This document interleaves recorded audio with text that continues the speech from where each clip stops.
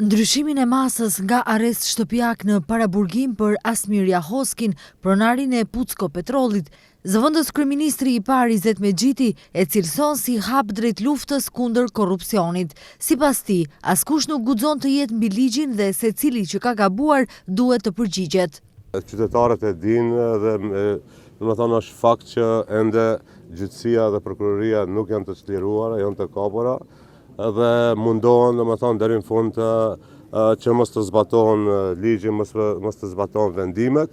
Mirëpo dje porosia është e qartë pra që askush nuk është mbi ligjin dhe sidomos pra që korrupsioni luftohet dhe shkalla e tolerancës është zero. Dhe kjo vlen për gjithkon domethënë që e ka shkel ligjin e kaluar. Nga ana tjetër, kryeministri Kristian Mickoski nuk deshi të komentojë vendimin e djeshëm të gjykatës penale.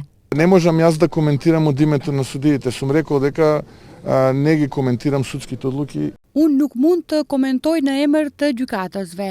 Kam thënë se nuk i komentoj vendimet gjyqësore dhe kështu do të vazhdoj të sillem.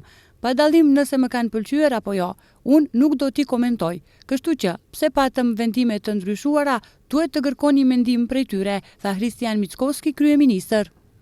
Vendimi për ndryshimin e sërishëm të masës ndaj pronarit të Pucko Petrollit, Asmir Jahoski, erdhi pasi prokuroria për ndjekjen e krimit të organizuar dhe gjykatës hidhnin topin tek njëra tjetra për atë se kush e la Jahoskin në arrest shtëpiak.